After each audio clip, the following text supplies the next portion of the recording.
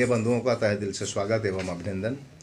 बहुत ही हर्ष का विषय है कि आरएनएम फिल्म प्रोडक्शन एवं जन एकता फाउंडेशन के माध्यम से जो आगामी 26 फरवरी को एक शाम वर्दी के नाम कार्यक्रम का आयोजन किया जा रहा है, हम सब के सहयोग से और आप सभी के स्नेह प्यार से ही ये कार्यक्रम सफल संभवतः हो पाएगा। आज की प्रेस वार्ता का उद्देश्य यही है कि हमारे बीच जो हमारी ऑर्गेनाइजेशन टीम है, हमारे बीच राजकुंद्रा जी हैं, प्रदीप जी हैं और सौरभ जी हैं, हम सभी मिलकर एक नई मुहिम को समाज में लाना चाह रहे हैं। उद्देश्य इतना है कि पिछले 2 सालों से जो देश हित और समाज हित के लिए निस्वार्थ भावना से विशेष कार्य किया है, जैसा कि आप सभी जानते हैं, देश में कोरोना काल का कहीं ना कहीं अपने आप में एक महामारी जैसा रूप लेकर देश में अनेकों वर्गों को पीड़ित किया है।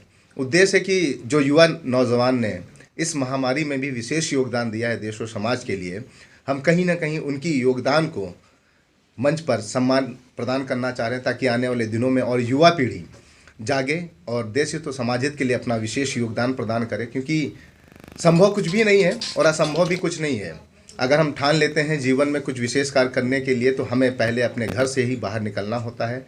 हमें देखकर काफिला तो पीछे नज़र आता है, मगर जब तक हम एक कदम आगे नहीं बढ़ाते हैं देश के प्रति निस्वार्थ भावना से सेवा करने के लिए, तब तक काफिला भी नज़र नहीं आता है।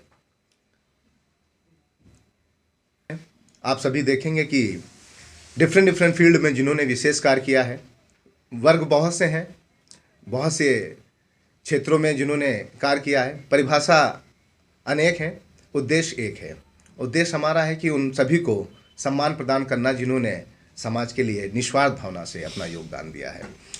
जन एकता फाउंडेशन पिछले कई दिनों से, कई महीनों से लगातार उन स्लम एरिया के बच्चों के लिए विशेष कार्य कर रही है। बहुत बड़ा योगदान समाज के लिए, देश के लिए एक नई मुहिम सा है और मुझे आशा है कि आप सभी के विशेष सहयोग से ये लगातार इसी तरह निरंतर देशों में एक नया विकराल रूप लेगी और अनेकों राज्य में, अनेकों क्षेत्र में, अनेकों स्टेट में भी ये अपना कहीं ना कहीं योगदान लगातार जारी रखेगी।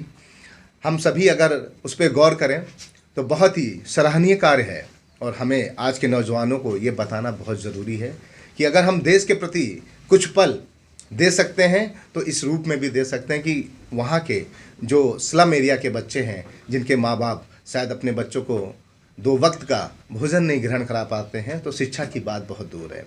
अगर ऐसे धरातल पे रहकर ये कोर कमेटी द्वारा जो ये ऑल इंडिया जन एकता ऑल इंडिया न्यूज़ एजेंसी के डायरेक्टर और हमारे बीच सौरभ शर्मा जी, ऑल इंडिया जन एकता फाउंडेशन के सर्वा और हमारे बीच जन एकता फाउंडेशन के मुझे लगता है कि अध्यक्ष जी भी विराजमान हैं, और गुरु जी जो हमारे जो भी बच्चे हैं जिनको शिक्षित किया जा रहा है, उनको उन विशेष रूप में एक आदर्श साक्षात मिला है। भगवान को तो किसी ने नहीं देखा है मुझे लगता है, मगर भगवान के रूप में उन बच्चों को जो ये अपना योगदान दे रहे हैं, किसी भगवान से कम नहीं है। और भगवान के रूप अनेक हैं, हो सकता है कि ये भी एक भगवान के रूप में उन बच्चों को मिले हैं और उनका जीवन कहीं ना कहीं संवारने में दिन रात मेहनत कर रहे हैं। और आने वाले दिनों में 5-10 साल में कोई भी बच्चा देश के प्रति किसी उच्च पद पर विराजमान होता नजर आएगा, तो आज की मेहनत कहीं ना कहीं सफल हो जाएगी, ऐसा मेरा मानना है। और आप सभी से निवेदन है कि आप अपना कुछ वक्त जरूर एक बार वहाँ जाएं।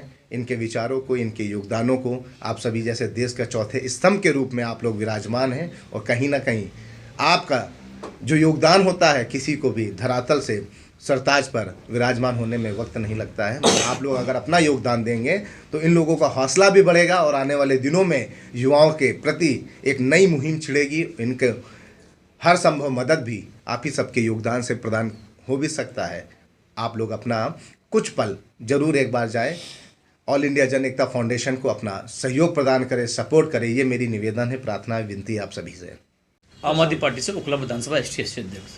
साथियों, जब मेरी मुलाकात साहब से, कुंदाई साहब से हुई, तो इन्होंने जन एकता फाउंडेशन के नाम से जो न्यूज़ का ऑल इंडिया सोर्स का स्टार्ट किया, तो मेरे को बड़ी खुशी हुई कि यहाँ पे दवा कुचला समाज रहता है, जैसे सलम के लोग रहते हैं यहाँ पे, तो यहाँ पे कोई भी सरकार मतलब सुनने को राज़ी नहीं होती। जैसे लॉकडाउन के अंदर हमने बहुत सारे काम किए, जैसे राशन बांटने का काम किया, जैसे ऑक्सीजन सिलेंडर बांटने का काम किया, उसमें आकर के हमारा राज कुंद्रा जी ने हमारा हाथ बढ़ाया और हमारी आवाज़ को आगे बढ़ाया।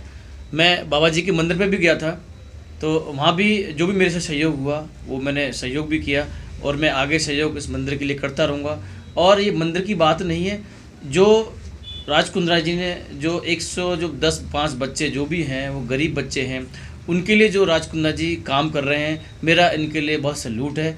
और मैं सभी लोगों से आग्रह करना चाहूँगा कि इन बच्चों के लिए कोई अच्छी एनजीओ वगैरह हो या कोई जैसे एनजीओ वगैरह है तो इनको डोनेट कराएं और बच्चों को पढ़ाई लिखाई के लिए जो भी खर्चे आते हैं वो खर्चे दिलाएं। मैं भी इनके साथ कंधे से कंधे मिला करके खड़ा हुआ हूँ। जो इनका 26 तारीख का प्रोग्राम है, मैं इनके साथ जैसे भी मेरा तन मन धन का सहयोग होगा, मैं उसके साथ इनके साथ खड़ा हुआ हूँ। और ये राज कुंद्रा जी इसी कारवा को आगे बढ़ाते चलें और गरीबों को आगे बढ़ाते चलें। जय हिंद, जय भारत। मेरा नाम राज कुंद्रा है और मैं दिल्ली में आप ही लोगों के साथ काम करता हूँ, मीडिया वाला ही हूँ। कहीं ना कहीं एक एजेंसी चलाता हूँ और हम चाहते हैं कि हमारे जितने भी भाई हैं इसी माध्यम से एक बार कहीं ना कहीं मुलाकात हो जाए। एक शाम वर्दी के नाम कोई स्पेशल खाकी वर्दी को लेके या किसी चीज़ को लेके हम लोग ऑर्गेनाइज नहीं कर रहे। वर्दी जो फ्रंट वॉरियर्स है हमारे, चाहे वो सफाई कर्मचारी हो, चाहे वो डॉक्टर्स हो, चाहे कोई भी हो, तो हम ऐसे वॉरियर्स को ढूंढ रहे हैं जो कि फ्रंट पे खड़े होके, क्योंकि आप लोगों को पता है कि 2 साल ऐसे हमारे बीते हैं जैसे कि पिछले साल हम लोग अंग्रेज़ों के गुलाम हो गए। तो इस तरह से हम लोग कई कैद भी हो गए थे, लेकिन हम लोग मीडिया, सफाई कर्मचारी, डॉक्टर्स और पुलिस, हम लोग हमेशा ड्यूटी पे तैनात दिखे, हर वो चीज़ों को आप तक पहुंचाए जहां पे लॉकडाउन थी और जहां पे लॉकडाउन नहीं था। तो इन चीज़ों को देखते हुए कहीं ना कहीं मैं जितने भी हमारे दिल्ली की मीडिया है वो भी कहीं ना कहीं मुझे लगता है कि वो अपने सम्मान से पिछड़े हुए हैं, क्योंकि हमारे देश में नेता तो आते हैं, अपने वादे करते हैं, जनता के लिए करते हैं, लेकिन आज तक किसी ने मीडिया के लिए कुछ नहीं किया। हमारी वही रवैया है, हमें डेली निकलना पड़ता है समाज को, कुनीतियों को देखने के लिए, समाज में हो रहे अत्याचार को देखने के लिए। लेकिन क्या हम लोग वो इंसान नहीं, क्या हमने क्या मेहनत नहीं किया? लॉकडाउन के समय हमने भी तो घुमा था, लेकिन सरकार इस पे गौर नहीं फरमा रही है। सरकार दे रही है तो सिर्फ जनता को पैसे दे रही है, लेकिन आज तक किसी सरकार ने मीडिया वाला नहीं दिया। एक शाम वर्दी का नाम एक ऐसा प्रोग्राम होगा जिसमें सभी मीडिया को सम्मानित किया जाएगा, उन मीडिया को जो कि ज़मीनी स्तर से जुड़े हुए खबर को दिल्ली एनसीआर तक पहुंचाते हैं। उन लोगों की तलाश रहेगी, उन लोगों की तलाश आज से जारी हम लोग कर देंगे। और आने वाले जो 1 महीने के बाद फरवरी है, 26 फरवरी का डेट तय हुआ, हालात सही रहे तो आप लोगों से फिर मुलाकात होगी और उन लोगों के साथ होगी जिनको हमने 1 महीने के अंदर ढूंढ के, गली कुच्ची से ढूंढ के निकाला और वाकई वो आपको लगेगा कि नहीं, ये सम्मान के लायक है और इन्हें एक शाम वर्दी का नाम का सम्मान अवार्ड इन्हें मिलना चाहिए। नमस्कार, मैं ऑल इंडिया मतुआ महासंघ का धर्म प्रचारक स्वपन घोषाल। आज कुंद्रा जी ने जो बात बोला, जो लॉकडाउन के बजाय 2 साल में हम लोग इंग्रेज के जैसा फिर इंग्रेज का शासन काल आ गया, ये बात बिल्कुल सही बोला। जमुना पार में एक मेरा भी एक मंदिर है और सरकार ने, ये भी मैं सरकार के खिलाफ नहीं बोलना चाहता हूँ, उससे मैं बोलूँ, वहाँ पे किसी बच्चा और किसी परिवार को ये लॉकडाउन के टाइम किसी को कुछ हेल्प नहीं मिला, किसी को हेल्प नहीं मिला। क्यों? कोई नेता बोला वो मेरा क्षेत्र नहीं, वो नेता बोला मेरा क्षेत्र नहीं, लेकिन क्षेत्र तो सबका ही है। इलेक्शन के टाइम सब ने उन लोग को ले लेके भीड़ कराता है, लेकिन किसी को मिला नहीं।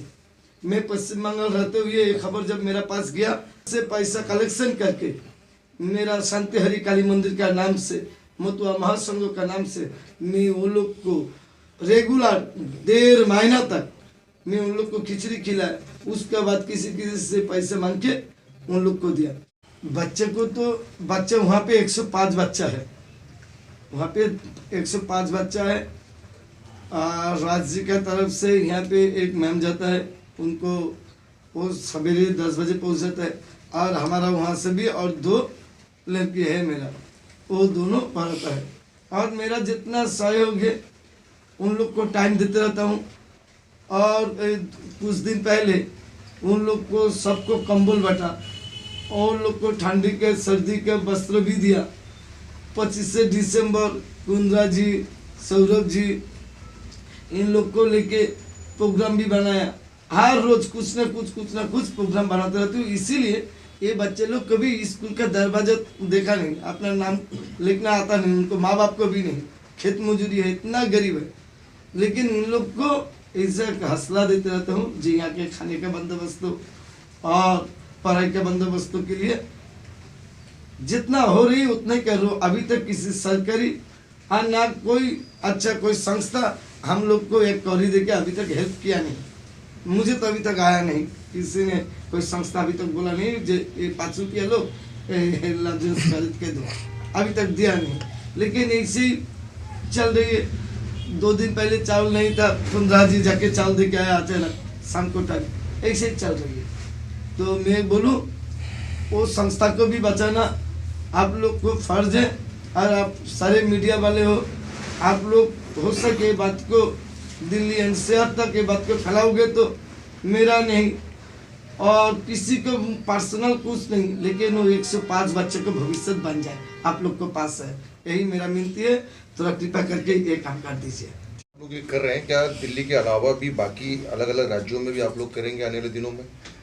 देखिए, मैं आपको पुनः अवगत करा दूं कि आर्यन फिल्म प्रोडक्शन अनेकों वर्षों से लगातार डिफरेंट क्षेत्र में और डिफरेंट स्टेट में लगातार कार्य कर रहा है। जैसा कि मैंने आपको अवगत कराया था कि 21 जनवरी को लखनऊ में एक शाम वर्दी के नाम सम्मान समारोह का आयोजन किया जा रहा है, और मुझे बहुत ही गौरव महसूस हो रहा है कि हमारे उस विचार को सौरभ जी, प्रदीप जी और राज कुंद्रा जी और सभी अतिथिगणों ने एक्सेप्ट किया, और 26 फरवरी को दिल्ली में भी इस कार्यक्रम को आयोजित करने के लिए जो हमें सहयोग प्रदान किया है, मैं ताउम्र इनका आभारी रहूँगा। कहते हैं कि कुछ पल दे के इन्होंने मुझे अपना बना लिया, अब आप सभी के प्यार और आशीर्वाद से ये कारवां सदियों तक चलेगा। सर, आपके जीवन का आदर्श कौन है? थैंक यू सो मच, बहुत ही अच्छा क्वेश्चन है आपका। मुझे लगता है कि हर व्यक्ति के जीवन में एक आदर्श होता है। जैसे कि हमारी माँ जो हमारी जन्म जननी है, उसके बाद हमारा गुरु आते हैं। जब हम अपने स्कूल में जाने का उद्देश्य रहता है कि वहाँ पे शिक्षा ग्रहण करना, तो हमारे जीवन के दूसरा आदर्श होता है हमारा गुरु। अब जीवन को संवारने के लिए एक ऐसे आदर्श की ज़रूरत होती है कि कहीं ना कहीं जब आप घर से निकलते हैं स्कूल की ओर, और स्कूल से जब समाज की ओर निकलते हैं, तो समाज की भाग दौड़ भरी जो ज़िंदगी होती है, वो उस दौड़ भरी ज़िंदगी में आपको कौन सहारा देता है, कौन आपका आदर्श होता है। मुझे तो काफ़ी वक्त लग गया अपना आदर्श ढूंढने में, जानने में और समझने में, मगर मुझे लगता है कि पुनः आपको अवगत करा दूं कि सपन गुरुजी जो उन बच्चों को के रूप सहयोग कर रहे हैं, सपोर्ट कर रहे हैं, उनको एज अ शिक्षित कर रहे हैं, तो उनको जो आदर्श अभी से मिला है, कम उम्र में मिला है, आने वाले दिनों में उन बच्चों को मुझे लगता है कि उनके सपने साकार होने से कोई नहीं रोक सकता है।